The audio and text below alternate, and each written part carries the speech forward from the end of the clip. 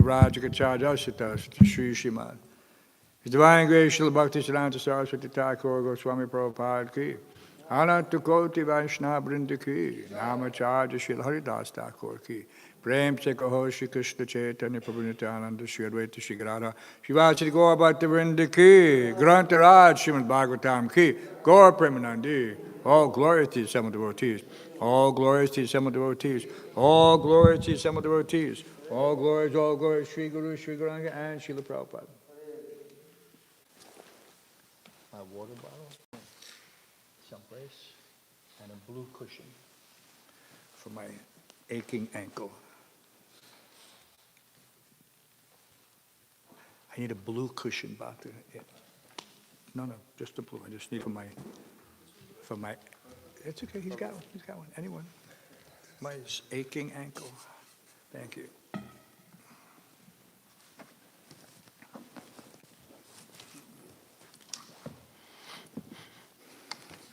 Reading from Srila Prabhupada Lilamrita, Volume 6.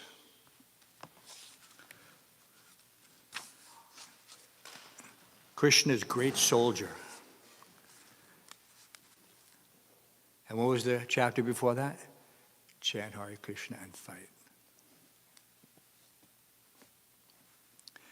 Without saying a word, Prabhupada went up to his room, where as many devotees as possible joined him. He had always said he felt comfortably at home in these quarters, and once again he was pleased to see outside his window the large lawn, the lake, and the ducks. The devotees sat before him with their palms folded, aware that this was no casual meeting. They had already offered their lives completely to Srila Prabhupada, and there was nothing more they could offer in words that would equal their dedication. The devotee placed a large silver plate full of prasadam on the table before Srila Prabhupada. He picked up a milk sweet and tasted it, then a piece of mango. The 100 devotees who squeezed into the room and looked in from the doorway watched his every moment with fixed attention. There was complete silence. Then Srila Prabhupada looked up smiling. "So," he said, "is everyone all right?" "Jai, Srila Prabhupada," was the warm reply. The tension of seeing Srila Prabhupada's different appearance suddenly melted, and everyone simply wanted to make him feel comfortable and to please him with their service. For the rest of the day, Srila Prabhupada remained alone, resting. Tamal Krishna lectured to the devotees in the temple room, explaining how Srila Prabhupada had decided it was better to travel even at such a great risk than to be invalid. Prabhupada used to pronounce that term invalid, which is quite descriptive when you think about it.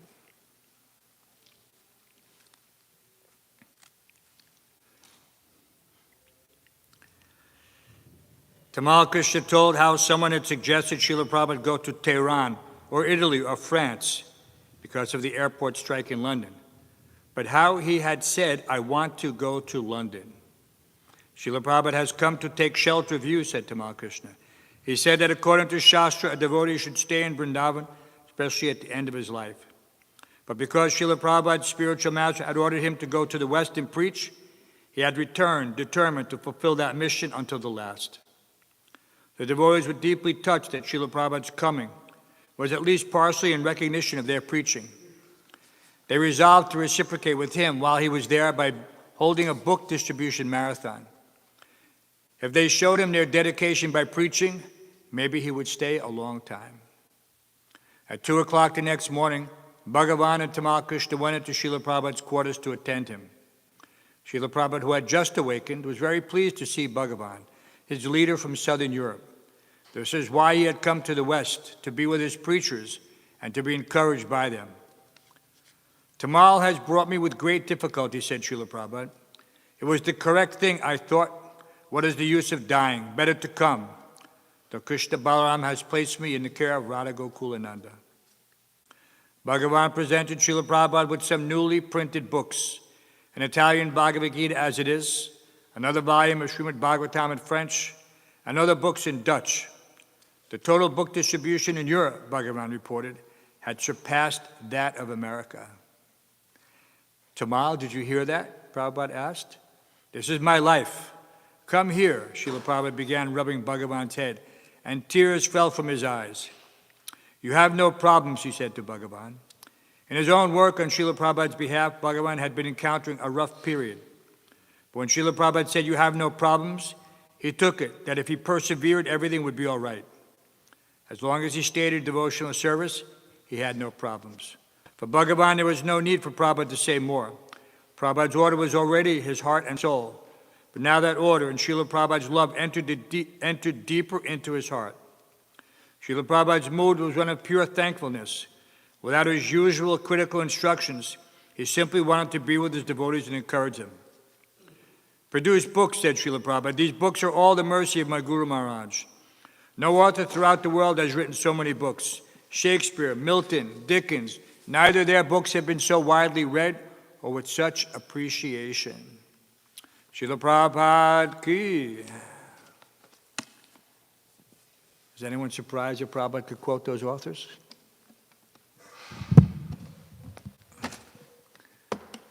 Obviously, Prabhupada was well read.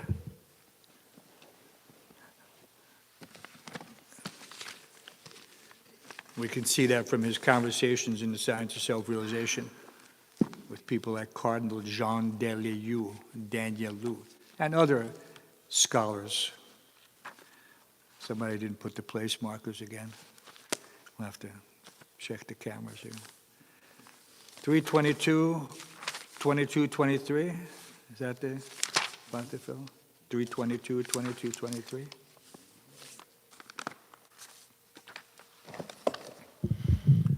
Om Namo Bhagavate Vasudevaya.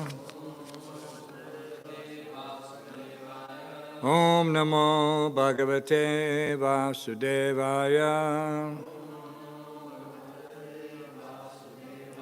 Om Namo Bhagavate Vasudevaya. Reading from the Śrimad Bhāgavatam, 3rd Canto, 22nd chapter, text 23 and 24, chapter titled The Marriage of Kardama Muni and Devahuti. Which one? 22 and 23. Yeah, 22 and 23, right? You got that? It's a good thing we have Bhakta Phil here, otherwise we wouldn't know where we were. Sonu gyatva vivasitam mahisha duitu sputam tasmai guna ganadhyaya tadotul yang prahasataha Shatarupa Maharajni. Wait, let's catch up here. That's 23. Right? Shatarupa Maharajni. Paribarhan Mahandunan. Dampatya Paryadat Pritya. Bhushavasa Parichadan. So let's chant both verses. Can you get them both up there? Sanu gyadva vivasitang. He's going to try to get them both up there. No, ain't going to work.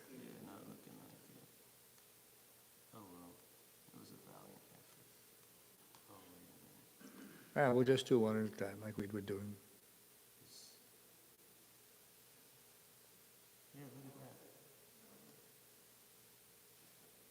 Very good.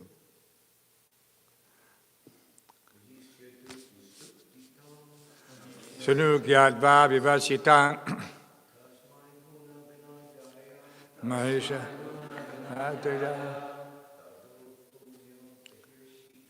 Tadotul yang prahasataha. Can you see that next one? You want to check? Yeah, we'll do both of them. Shatarupa Maharajni Paribarhan Mahadanam Dampatya Paryadat Pritya Bhushavasha Parichadan. That's good.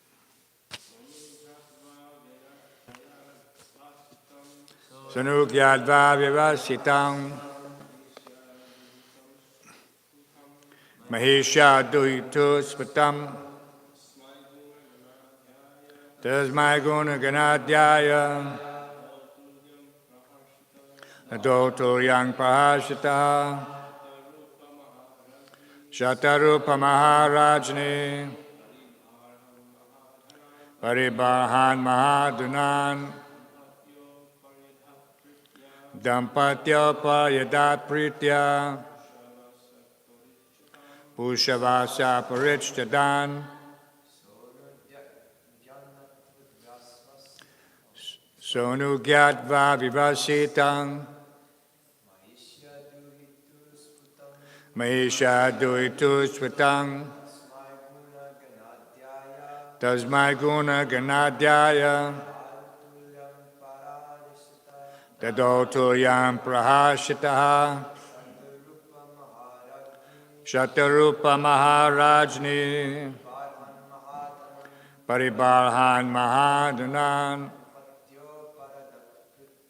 Dampatya Paryadat Pritya Bhushavasa Parichtadan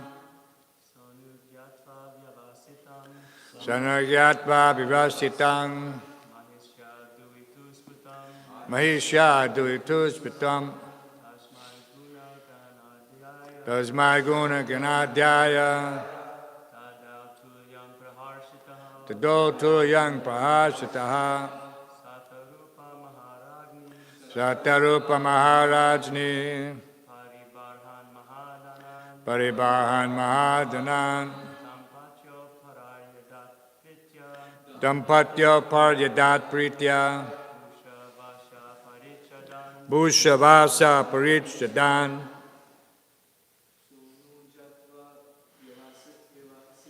Sanugyatva Vivasitang Duhitan Spitam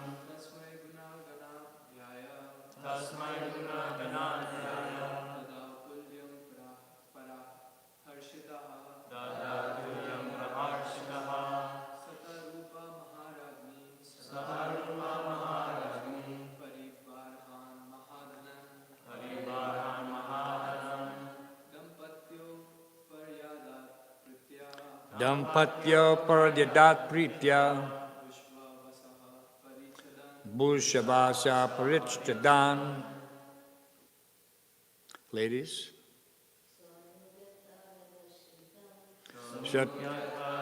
Sita Mahisha Duhitu Spatam Tasmai Guna Ganadhyaya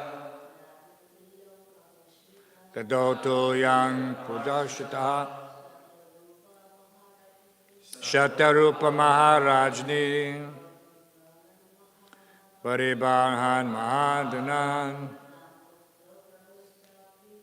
Dampatya Paryadat Pritya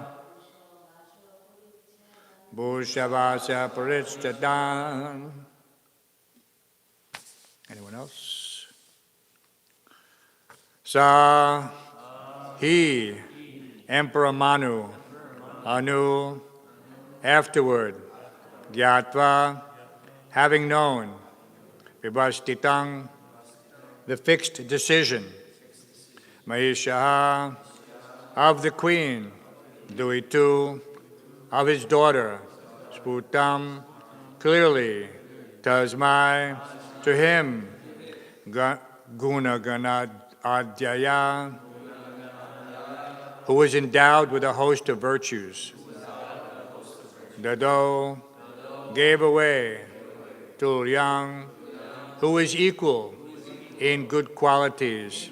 Prahashitaha, extremely pleased. Next verse, Philip.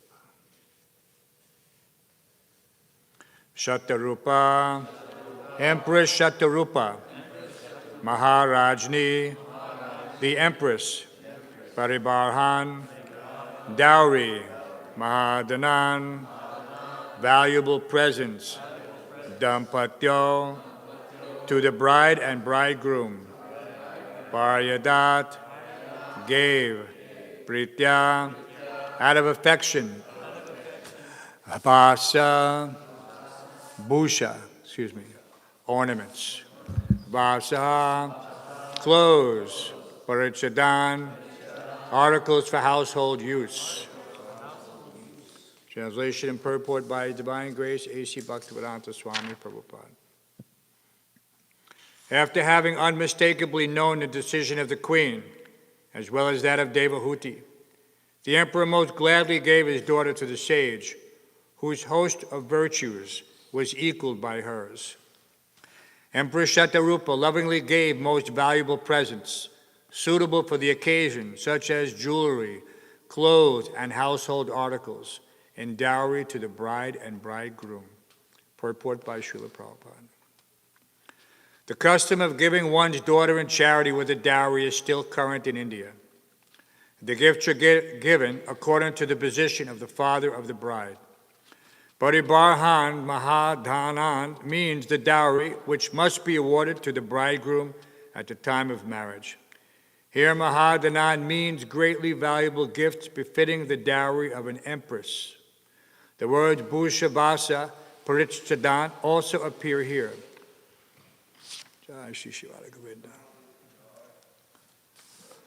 Bhusha means ornaments, Vasa means clothing, and Parichadan means various household articles.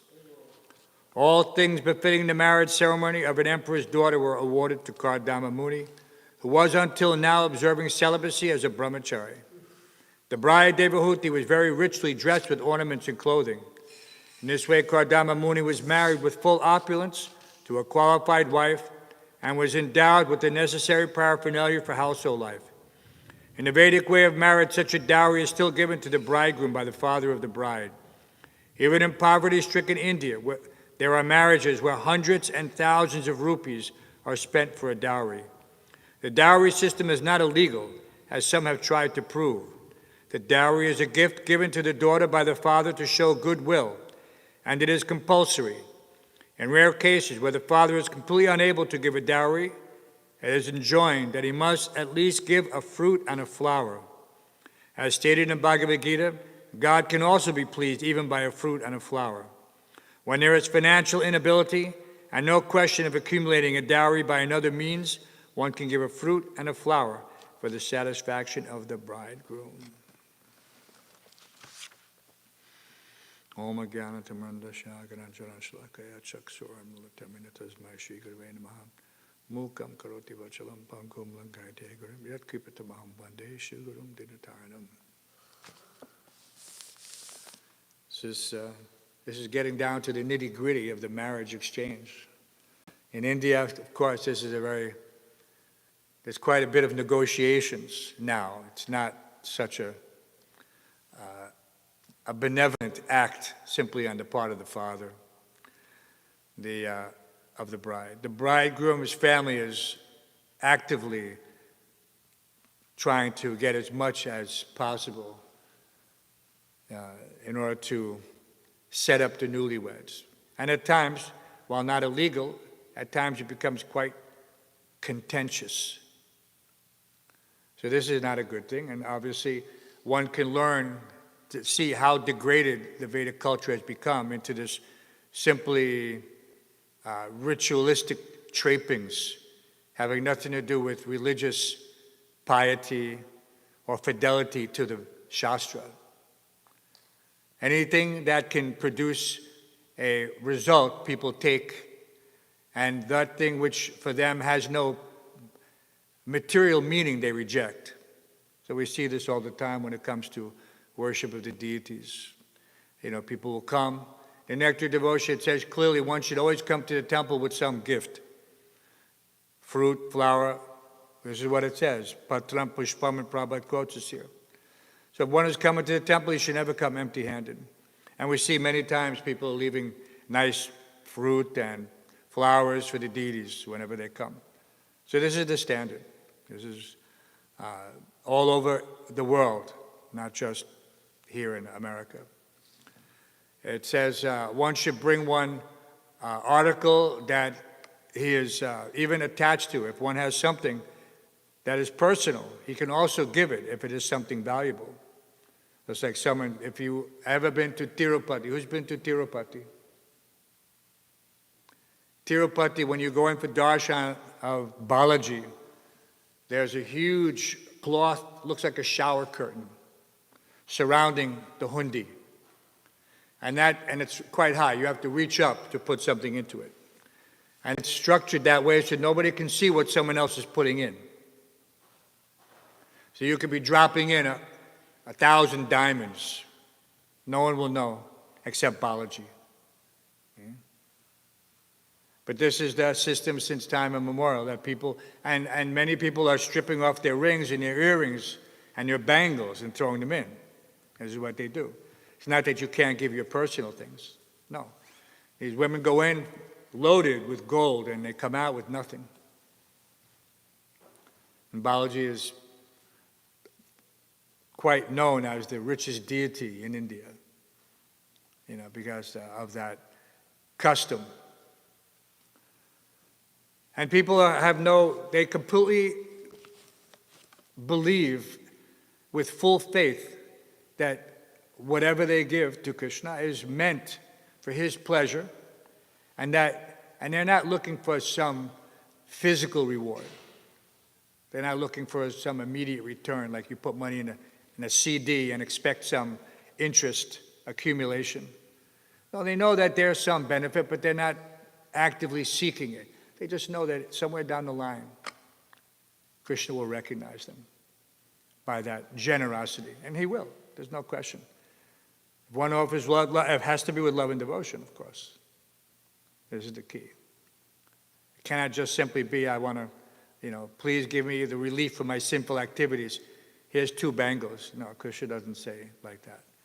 There's that story of the Marwari gentleman. Prabhupada uses the term because Marwaris are rich businessmen in India, originally from the Marwar district in Rajasthan, but mostly located in Calcutta, because that's where the British capital was, that's where the money was, so that's where the Marwaris went. Because there's no money to be made in the desert in Jaipur. There's some, and Jaipur is the gem capital of India, so they brought that with them to Calcutta. But Prabhupada described how after one gentleman was planning to retire, so he explained to his wife that I'm going now, I leave you my 2 crore for the family. But I'm going to Vrindavan. Of course, they all go to Vrindavan to retire. But you, please give me 200 rupees per month. So he wanted some benefit from that, his material endeavor.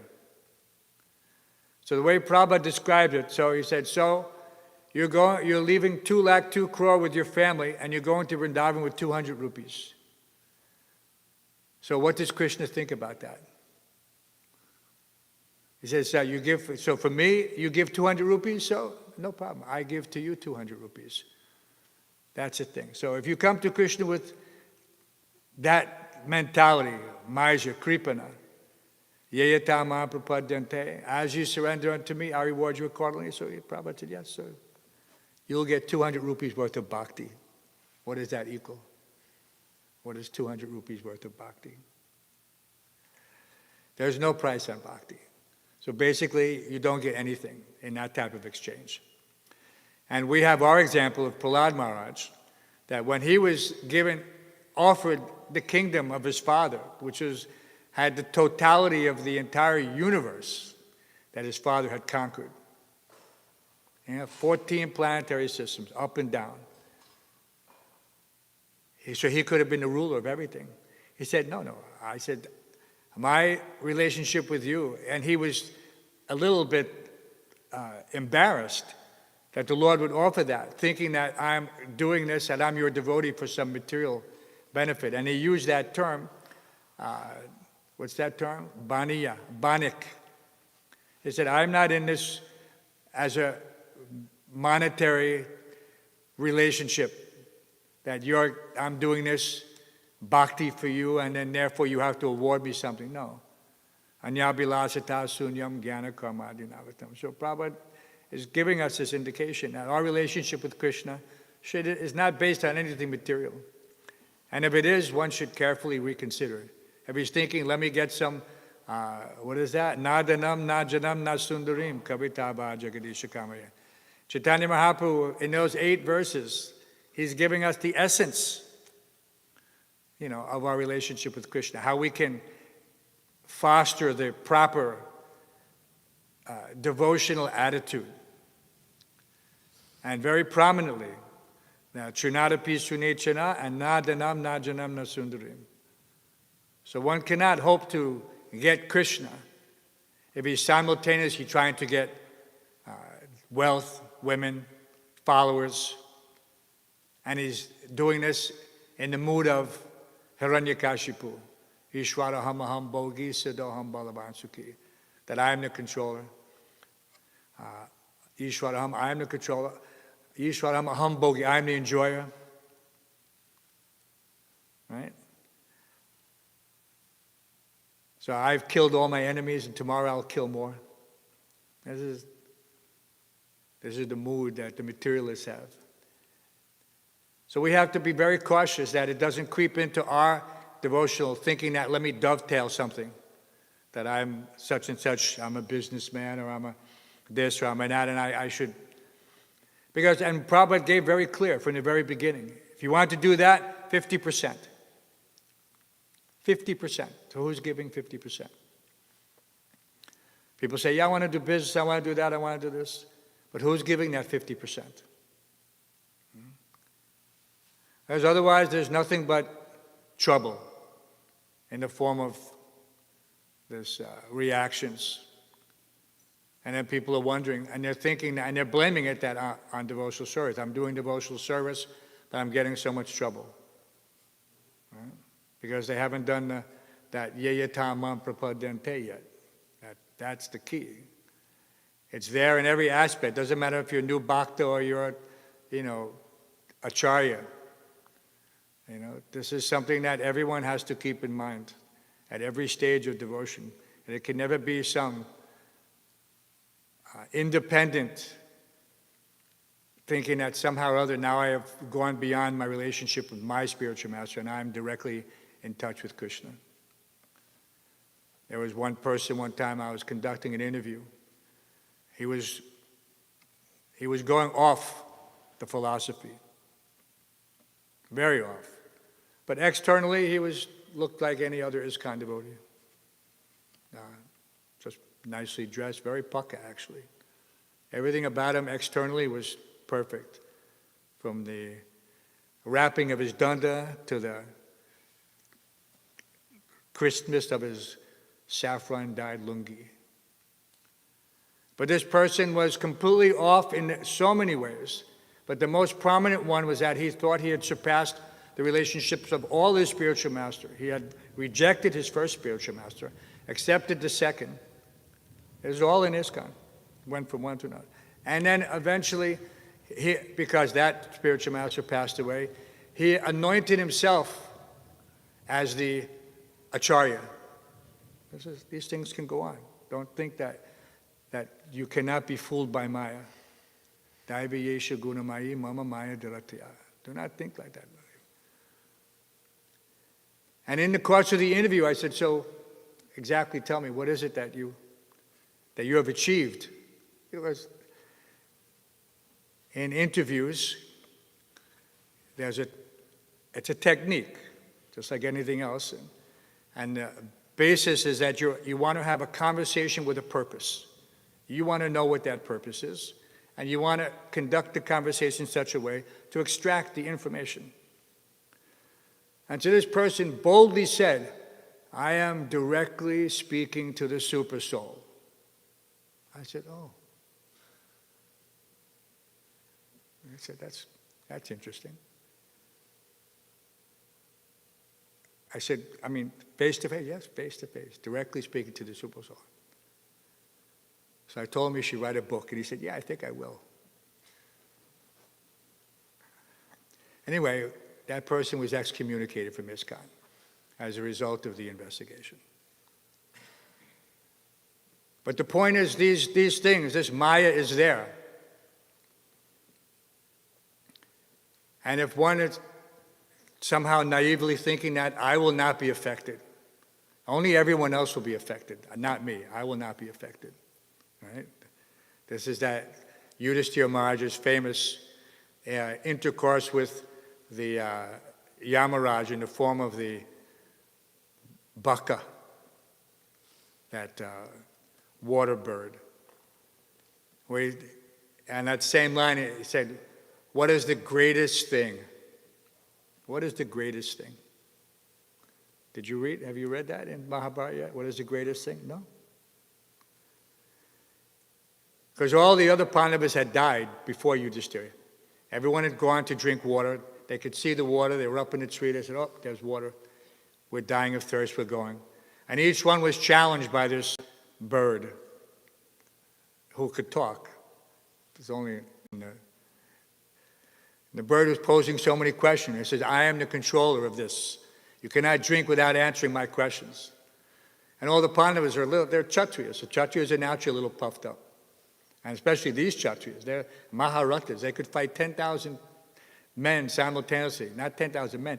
10,000 men, elephants, charioteers, like that. So they said, later for you, I'm drinking the water. So as soon as they drank the water, they died on the spot.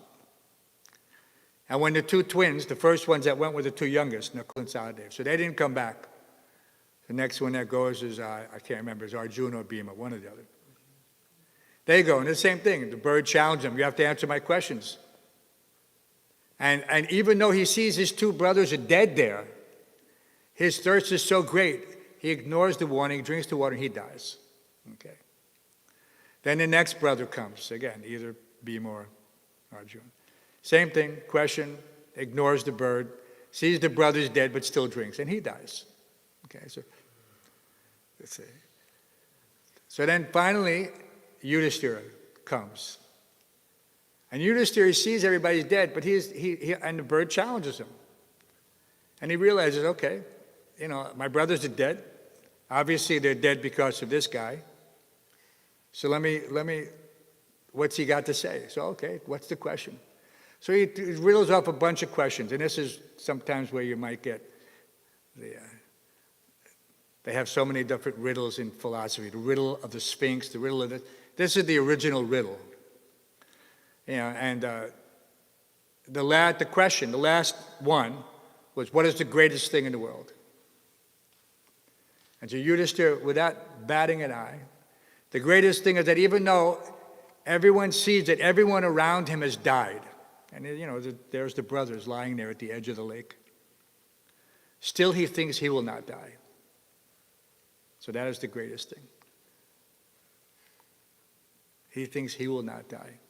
And of course, as soon as he answered that question correctly, he had already answered all the others correctly, immediately the bird revealed himself as Yamaraj, who's Yudhishthira's father, his celestial father, and the brothers were brought back to life. So all these interesting interwoven stories are there to teach us this lesson about not becoming bewildered by short-term material gains. That we have this one life, one human life now. Nobody can guarantee that he will have a human birth next life. There is no guarantee. And people are trying by this donation, sometimes in the hundi, sometimes whatever, they're thinking, let me go to the heavenly planets and let me again take birth here in this material world in a pious family. See? But this is technically gambling because there's no guarantee. And gambling, of course, is against the four regulative principles, right? Anyone who's a devotee should not be gambling. So the biggest gamble is with this life. I have what we can say to have some knowledge, not necessarily full knowledge, but at least full awareness that I am not this body, that the Supreme Personality of Godhead, Sri Krishna, is in everyone's heart, Vidya Vinaya Sampanye. And with that knowledge, I should do something permanent, right? If there was ever a permanent investment, this is it, because if you leave this body, Chaktva Deyam Puna Jama Nayati Mamiti Soja, then you go back to Godhead. That's the permanent solution to all your problems. There are no more problems. permanent solution. So that's the intelligence of the devotees, that they see beyond all other temporary, illusory gains and losses. Brahma Bhuta Prasanatmana Sochiti Nasa. Everything is there in the Gita to bring us to this point. And Krishna is talking very strictly now with Arjuna towards the end. So many different things. But the bottom line is that he has to surrender to become empowered. So that is our situation as well. One cannot become empowered unless he is surrendered to the spiritual master, to the process of devotional service. Otherwise, what is his credit? What is his, how can you say, diploma? You go to school, you work hard for 4 years, you get a piece of paper. So what is that? What does the devotee get? It's not that we're looking for Bhakti Shastri, Bhakti Vaibhav, these things like that. These are measuring opportunities that for our own edification. But if they don't lead you to the point of surrender, then they are also useless, simply to accumulate some MA, BA, BS. Right? Bhakti Shastri is also BS. Right? If it doesn't get you to that point where I'm, Sarvadama Pratyaja Mamekam Sharanam Bhaja, then what is the point? And that surrender, of course, first begins at the lotus feet of the spiritual master. It's not that we can try. We can go to the Archa Vigraha, the Archa Muti, and we can pray that I'm your eternal servant. But how do you show that? What does it mean, eternal servant? One has to have some attitude and it has to be genuine. It can't be phony. When we're chanting in the morning in the prayers to the spiritual master, Janme Janme Prabhu say. So what does that mean? I'm not really looking for salvation through the service of the spiritual master. I just want whatever will please him. And if it pleases him that I come back again, then that's fine with me. Just like the gopis. They didn't care. There's also an interesting story that Krishna feigned that he had a headache. Obviously, Krishna doesn't have a headache, and like we have a headache due to some imbalance in the dosha that creates something problematic. But just to encourage the devotional attitude of the gopis more and more. And they were told that the only thing that can solve Krishna's headache is the dust from the lotus feet of his devotees. But no devotee was thinking, I can't do this. I'll go to hell. The gopis said, to hell with hell. He says, we don't care. Whatever will please Krishna. So that total surrender, that regardless of what happens to me, let me serve Krishna. Let me serve the spiritual master. Then we're starting to understand what the level of surrender really means. Full surrender. What did Prabhupada say in Mayapur? Sarvatmana. Full surrender, heart and soul, no reservation. Okay, just those things. If you remember those things. And this was a lecture, 7th canto, Śrimad Bhāgavatam, prayers by Prahlad Maharaj. But Prabhupada is distilling this. He said many things in this series of lectures.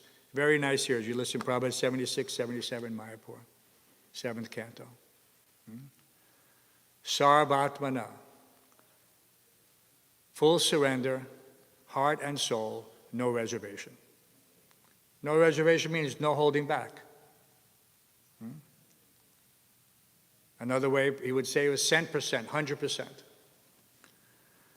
So you have an opportunity every day to demonstrate that.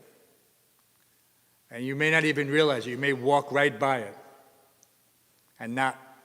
And there was an opportunity for full surrender, but somehow or other you missed it. You have to keep your eyes open, your devotional eyes, for the opportunities to exercise incremental surrender. It may not be full surrender. It may just be one little act of surrender. Many little acts of surrender accumulate. Because nehabhakrama nasosti pratyabhayana vidyate. There's no loss or diminution. Whatever you do is a positive gain, adding to the balance in your spiritual account. And if you think like that, then you'll never turn down an opportunity for service. But if you're picking and choosing, then you're at a disadvantage. It's like those game shows, you have 3 doors. You pick the wrong door, you get the booby prize. You pick the right door, you get the brand new, shiny, $100,000 car, whatever it is today. So you don't be too selective. Don't be selective at all, but especially don't be selective when it comes to devotional service. Don't distinguish between that this service is good, this service is bad. That creates a mentality that will not serve you well in the future. You have to be ready. What if surrender came immediately in front of you? There's a very nice saying that the materialists have. Of course, they're putting it towards their business endeavors. They say, he who hesitates is lost. Have you heard that term? Have you heard that term? He who hesitates is lost. Because this is an American colloquialism. If I heard it once, I heard it 1,000,000 times from my family.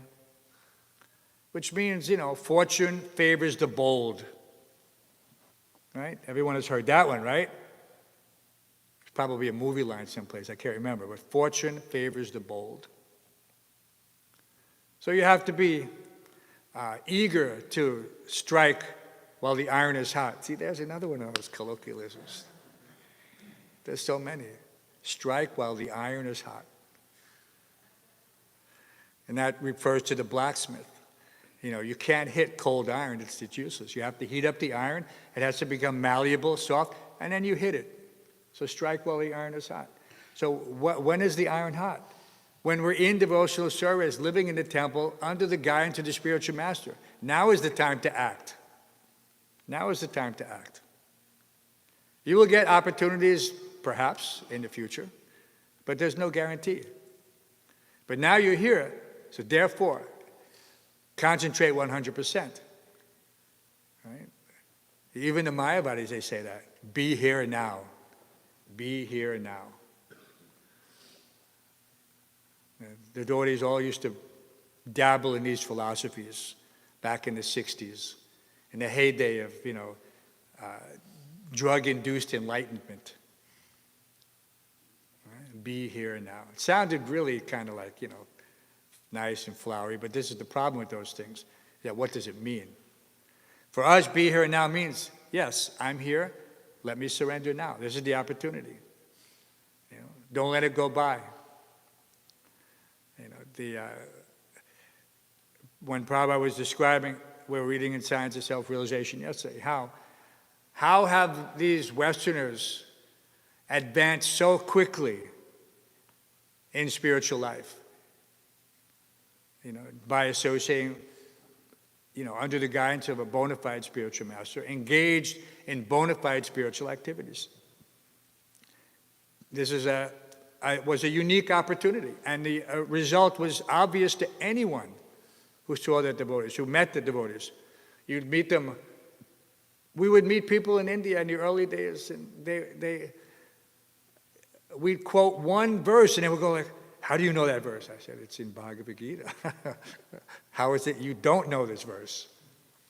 And they were just amazed that devotees had any grasp of, the Vedic literature. Because we're just supposed to be dumb, materialists. And so that was very impressive. So Prabhupada always made it a point that when going to, in India at least, when going to, where's Arjunananda? That when going to see some official in India, in Calcutta they have what's called the Writers' Building. And that's where all the government offices are. And it was regular, they'd have to be going down there in order to get something done, to get a permit, get some favor, do this, do that. So Prabhupada's instructions were one Westerner, one Indian. That was his strict instruction. Because he wanted them to see the Westerners. He wanted to see how they're working together. He wanted them to see how these Westerners have become saved by Krishna consciousness, and still India was lagging behind. Of course, now it's changed, but that was his fixed instruction. So we should always keep that in mind. Whenever we're going any place, it should always be two.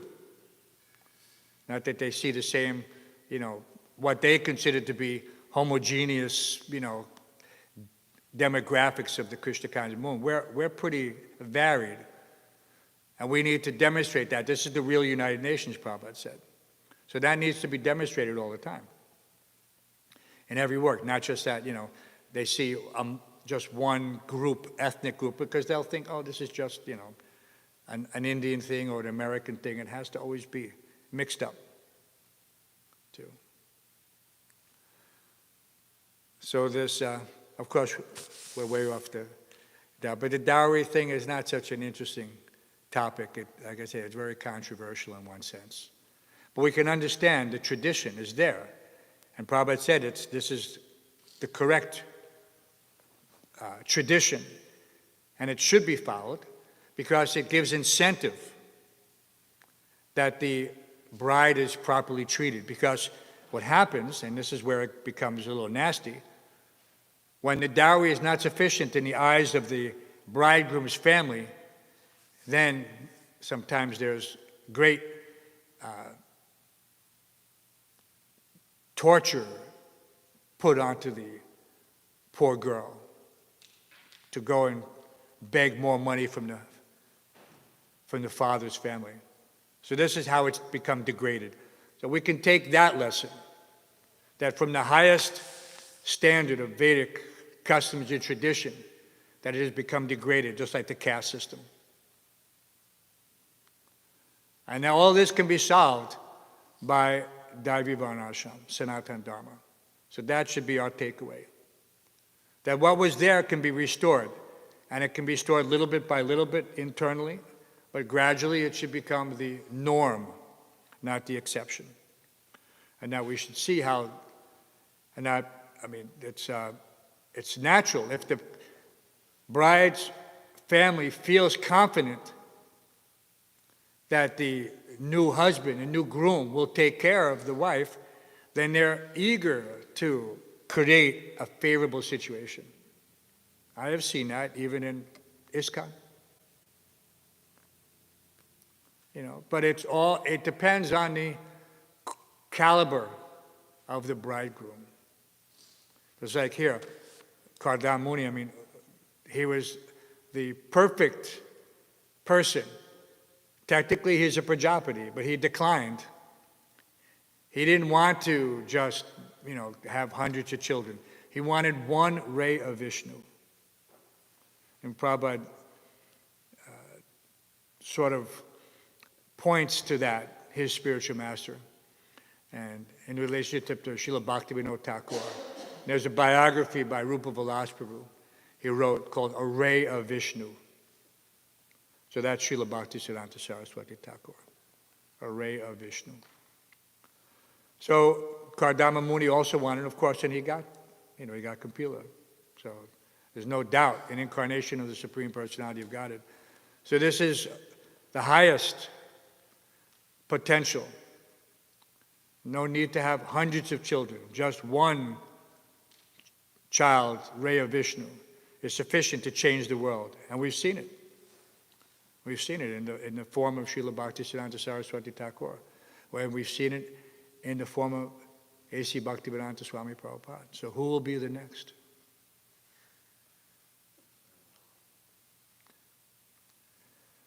So the next could be anyone. That's the point. Prabhupada said that the self-realized soul is self-manifest. Just like everyone here will self-manifest a certain degree of realization. But there will be someone at some point who will be in the line who accepts the position of Acharya. The line doesn't end with Srila Prabhupada. Didn't end with Srila Bhaktisiddhanta. It didn't end with Srila Bhaktivinoda Thakur or any of our other parampara gurus. And ISKCON is keeping the place by maintaining, because ISKCON is a spiritual movement. It is the vehicle by which this person will appear. So we have to work in such a way that we maintain everything. Prabhupada said, if you cannot expand, at least maintain. Very famous saying. If you cannot expand, at least maintain. So why are we maintaining? Of course, Vishnu is the mode of goodness. Maintenance. Only Vishnu can maintain, because only he can maintain every living entity and every aspect of the cosmic manifestation. Lord Shiva can destroy, Lord Brahma can create. Only Vishnu can maintain. Such a complex endeavor. So we have to maintain. ISKCON is a very complex endeavor to maintain. Sometimes it becomes, very hard. Just like anything is hard to maintain, because it's the mode of goodness. You have to constantly consider the goal of that maintenance, which is to preserve. This is our duty, to preserve the heritage, to preserve the legacy. It is not a simple thing. It is the most important thing in the material world, but we have to make it the most important thing in our lives. Other people can see sometimes, historians will see for sure how this movement changed the world. But sometimes we're a little too close, we have to have a different perspective. But which is why we read Prabhupada's books, especially things like Journey of Self-Discovery, Science of Self-Realization, to see Prabhupada's interactions, how other people are relating to this society, to this philosophy, how they're relating to Prabhupada, to a pure devotee. So we should be very confident that if we do our part, right? Prabhupada would say, I have done my part, right? There was chant Hare Krishna and fight, and there was, I've done my part, and now we're getting the definition of Krishna's soldier. Right, so he has done his part, and now we have to do our part. And so one should be dedicated and determined. This is actually, in one sense, the definition of disciple. They could say discipline, but what does discipline mean? It means dedicated and determined. Without dedication and determination, what's the discipline? If I think I'll go to Mangal Arati once in a month, where's the discipline, where's the dedication, where's the determination? So everything is connected. Once you see it's connected, then you don't ignore it, because you realize that. Otherwise, without these things, I am weak. I cannot do anything for Krishna. I cannot become nimitta matram bhava savisacha. I cannot become an instrument. And then I'm useless. So what is the point? So don't just simply take this as some transient experiment with yoga and the bhakti lifestyle. It is not that. All right? Those things are there automatically. You'll get them as the benefits. One expands himself spiritually, culturally, in every aspect. He gains every aspect. Such a variegated opportunity to reawaken these spiritual propensities that are lying dormant in serving the deity through art, through music, through deity worship. All these things are there. They're all there. And they can come out according to your desire. One desires to please Krishna, there are 64 arts. You can please him in any one of them. You can develop all of them. Or you can develop one and do it nicely, as he likes, or she likes. So don't lose the opportunity. That's the main point. You see all these things, just like Kardama Muni, how everything came to him The emperor brought his daughter, the princess, to the middle of the forest and offered the most beautiful woman in existence to this sage. Like that. So sometimes we're thinking, how will I get a partner? How will I arrange a situation? You have to have some faith in Krishna. Yeah, it's not going to happen. Your endeavor is second. Man proposes. That's not a pun. Man proposes and God disposes, because man proposes to his potential bride as well, right? But God disposes because what? Because she can say no. So man proposes and God disposes, sometimes in the form of a woman. So one should be very attentive to the details of devotional service, because that will keep him safe. That will keep him safe. Every little thing. And to that extent, you'll be protected. We want everybody to be protected. So, I guess we can read the translation again. After having unmistakably known the decision of the queen, as well as that of Devahuti, the emperor most gladly gave his daughter to the sage, whose host of virtues were equaled by hers. It almost sounds like he's covering for himself, He says, my wife and daughter want this guy, so, it's their decision. It's almost like he's saying, whatever happens, happens. I'm not to blame.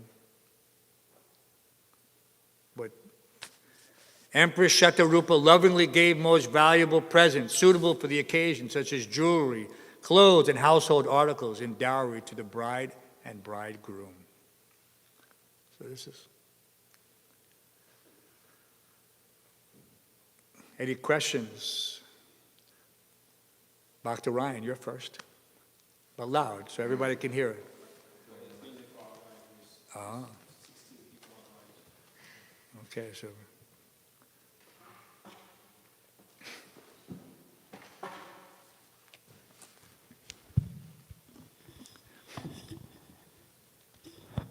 Hare Krishna. Thank you for the class. So, could you say something more about the super soul? You mentioned this sannyasi, for example, who was under the impression that he was communicating directly with super soul, face to face. But when we're thinking about how to surrender more perfectly in every moment, then in what way do we communicate with the super soul? In what way does the super soul manifest that knowledge to us, and how we can surrender, how we can fulfill the order of spiritual master? Well, we know from Bhagavad Gita, Sarvasya Chaha Vriddhi Sanivisto. Krishna says, I am seated in the heart of every living entity, and from me comes knowledge, remembrance, and forgetfulness. So the super soul is manifesting as knowledge. If you're eligible, you have an opportunity at the time of making any decision to consider something from multiple perspectives. And if you're sincere and you're taking shelter of Krishna, then Krishna will guide you to make the right decision. But it is ultimately your choice, just like Krishna was there. It says, armed with knowledge, stand and fight. He gave him the choice. He didn't say, okay, now do it, just on my say-so. No, this is the case with everyone, is that there's the minute independence of the living entity affects every aspect of our existence. So that minute independence, if it manifests in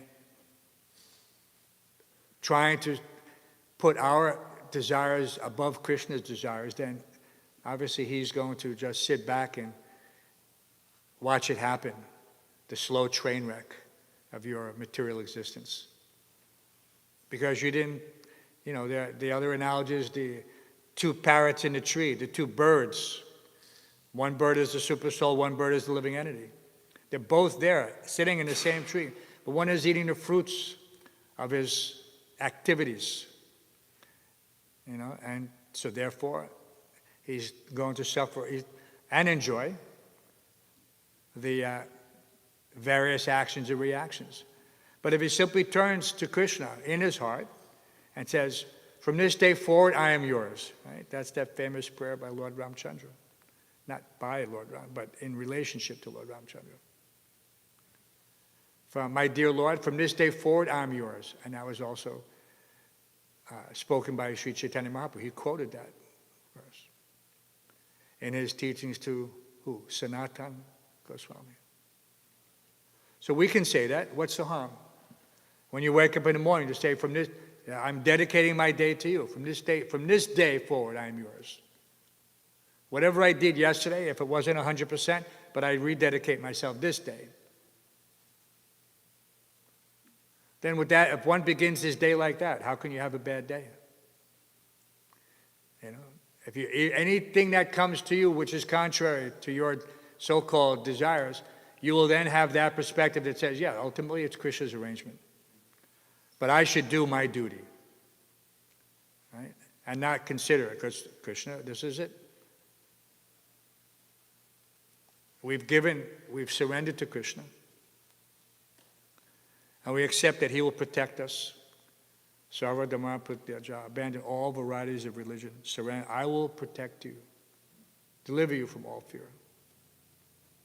So that's so. But you have to take that internally. That's and the Super Soul will be your guide always at that point, in every situation. You'll have that ability to see that, okay, yeah, I shouldn't do this. He will give you a heads up, right? But you won't, if you don't recognize it, people say instinct, sixth sense, gut feeling. All these things have some connection. But those are the material aspects. But they do reflect the fact that we have what is instinct? Anybody know what instinct is? What's instinct? Where does it come from? Yeah, so this is something internal which is coming from our billions of years of experience in the material world. So there's this vestigial remnants. They're there. That, some people call it deja vu. They think, I've done this before, I've been here before. I've seen this, what's going to happen. So therefore, now I have the benefit of foresight, wherever it's coming from. It's hindsight, but now it's foresight. Right? They say hindsight is 20/20. You've heard that, right? Heard that? Hindsight is 20/20. Once you've done it, you can look back and say, yeah, if I woulda, coulda, shoulda, then I would. But I didn't, so therefore I suffered as a result. But now in the future, I'm not going to suffer because I've learned from that mistake. All right? So that's why they say hindsight is 20/20. So deja vu is hindsight before it happens. Instinct is deja vu, is hindsight, so that to save you from that situation. You can see the consequences of your action, good or bad. If you see everything consequence very nice, you've calculated, and you're confident that you're properly equipped mentally, physically, spiritually, then yes, push on. Go open up China. The last frontier. Some Muslim countries are also like that, of course, but we can chant underground in the Muslim countries. The underground programs that we do in China never last very long.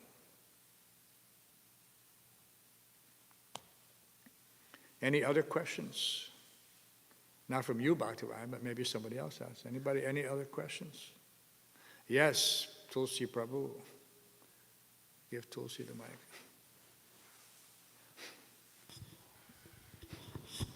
Thank you. Thank you very much. I wanted to ask about this 50%. Does it mean from all your money, or after you cover your expenses, whatever is left, 50% of this? What was the understanding? Are you talking the 50%?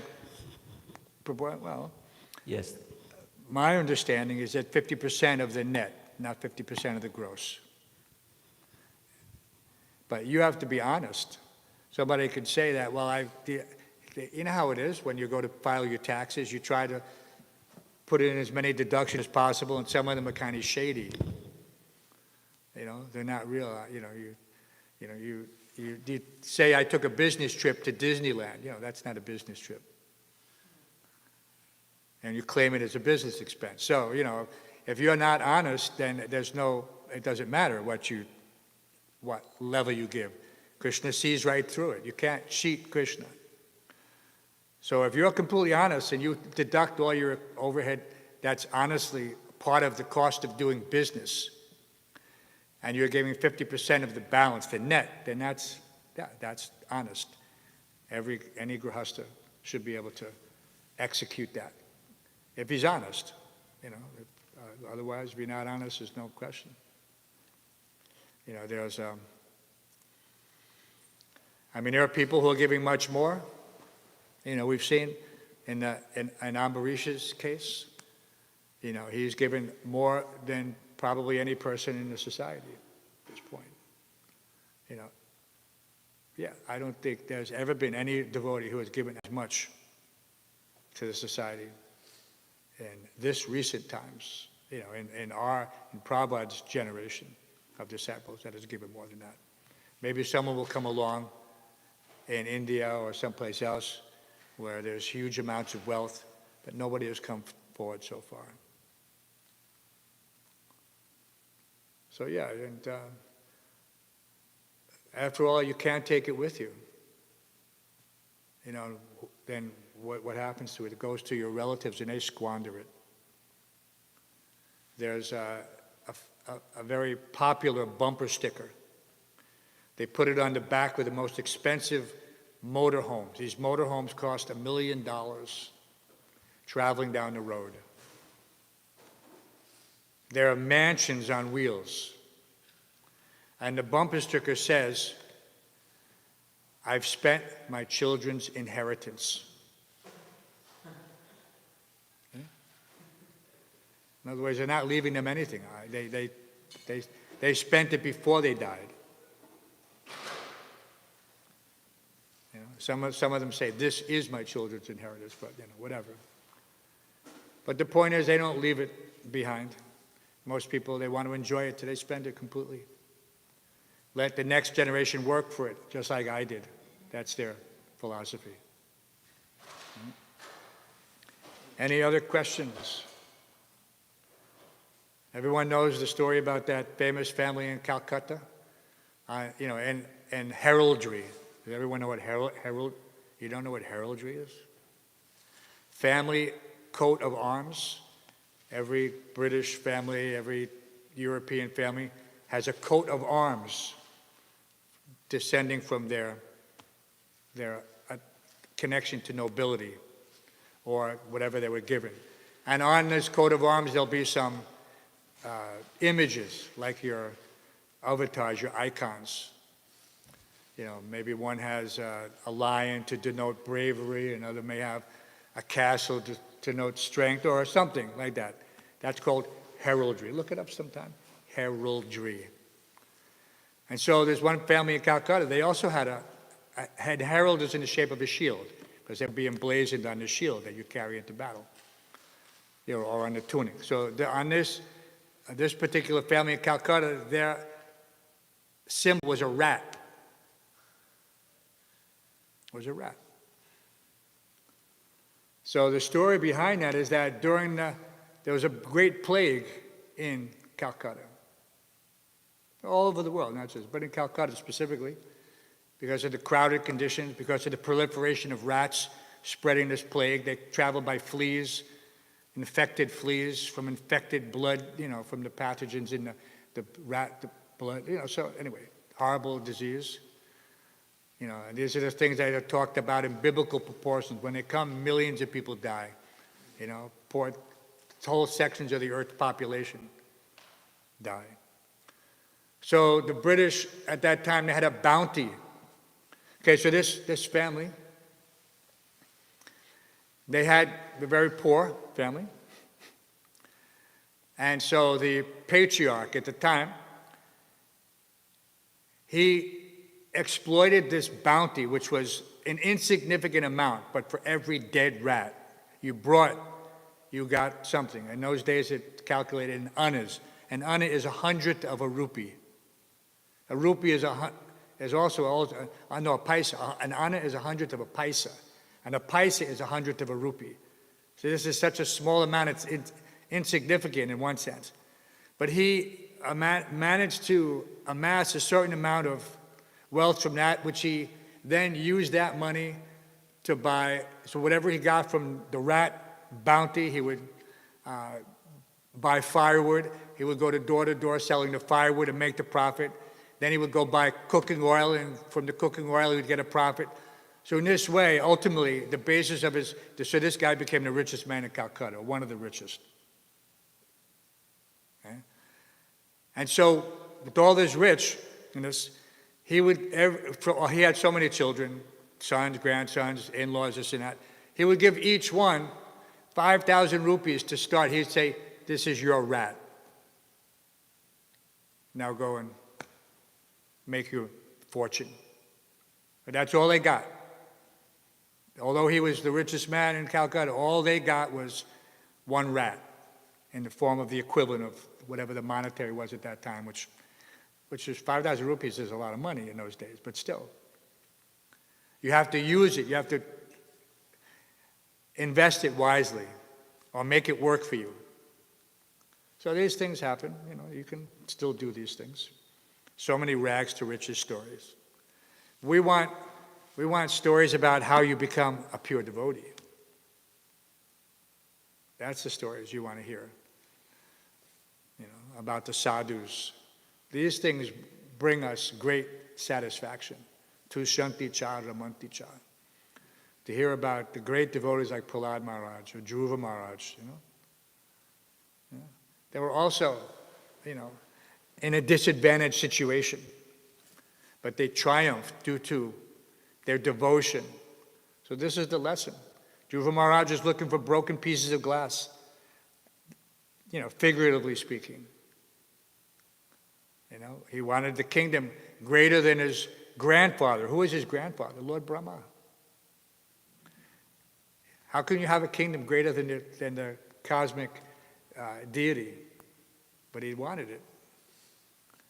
And he underwent such severe penance and austerity that, the Supreme Lord, the Super Soul, manifested. He was meditating on it internally, and he disappeared. Broke his meditation. When he opened his eyes, the Super Soul was in front of him. So these things are there.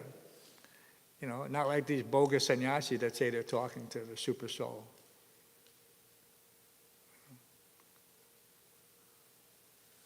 Any other questions, comments? Śrimad Bhāgavatam ki, Srila Prabhupada ki, Sri Radha Govinda Dev ki, Ananta Koti Vaishnava Vrinda ki. Okay, I'm doing my part. I'm putting the place markers back in the book. Yeah, I want you to.